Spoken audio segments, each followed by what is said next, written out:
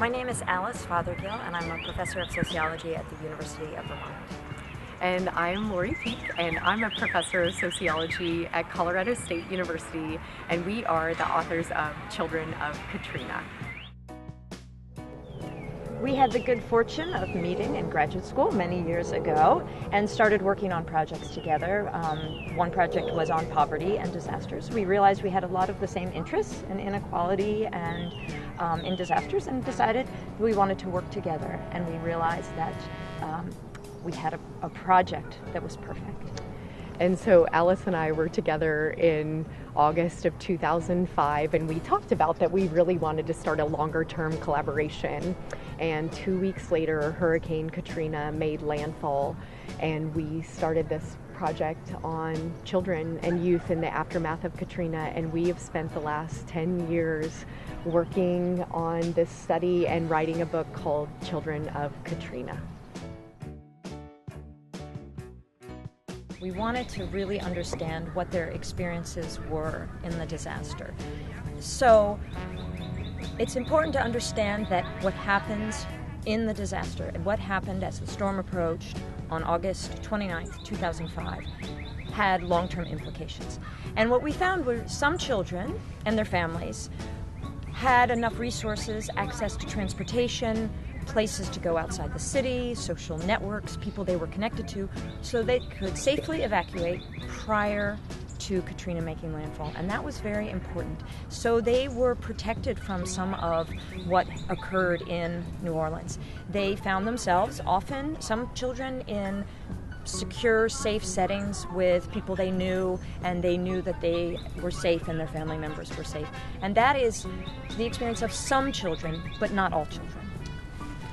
So we did also in our sample have children and youth who were left behind literally in Katrina, that they were here in the city of New Orleans, which about 80% of the city flooded in Katrina, and these were the children who had the most harrowing and heartbreaking evacuation experiences, that sometimes they were in the city for days trying to figure out how they were going to be transported out of the city. Data shows us that we know over 5,000 children were actually separated from their families in Katrina, and we had some children who they didn't know where their families were. We had some children who really were in this city as it filled with water. And why this matters so much, the experience in the actual disaster itself, is because it then had ripple effects in the months and years that followed Katrina. We focused on children and teens and their vulnerabilities, but we also looked at their capabilities, their capacities, what they were able to do for themselves and others. And in the book, we really organize that information in three core areas. What did children do for adults? What did children do for other children, both disaster affected and non-disaster affected? And what did they do to help themselves after the storm? And so a couple of quick examples of that. Children helped adults in the evacuation by gathering up goods and helping to get out in the storm. After the storm, children helped other children by caring for them in the emergency mass shelters, helping them to do homework, playing with them, and getting them to school on time. And how did children help themselves? Sometimes they would ask for help when they needed it. They would become their own advocates. Children also did many other things, engaging in creative projects and otherwise helping with their own recovery, their family recovery, and their community's recovery. We wrote the book, Children of Katrina, because we wanted to present the stories of children and teens in Hurricane Katrina.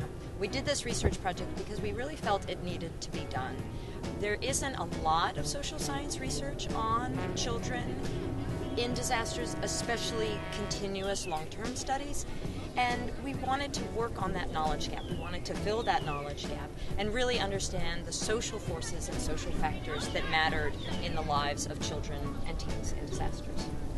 And in addition to the scholarly contribution that we wanted to make through this research, we also, as disaster researchers, are profoundly concerned with the human condition, and we wanted to conduct a study that we hoped would contribute to practice as well, and in particular to helping children and youth and their families to be more prepared for disasters so that we could minimize or reduce the serious effects of these events like Hurricane Katrina. We really had many different audiences in mind. And so as sociologists, we hope that other social scientists with an interest in children and youth, as well as persons who study disasters, who use qualitative methods, we hope that they will find a great interest in the book. And we also think it could be of great interest to people who work with children in some capacity, or people who care about children and their well-being in a crisis situation of all kinds, not just disasters like Katrina, but other types of crises and trauma. And because we put children's voices really at the center of this work, we also hope that a general readership might find this of interest because their stories are so compelling and so fascinating, and we hope that people may want to read this book so they can hear their voices.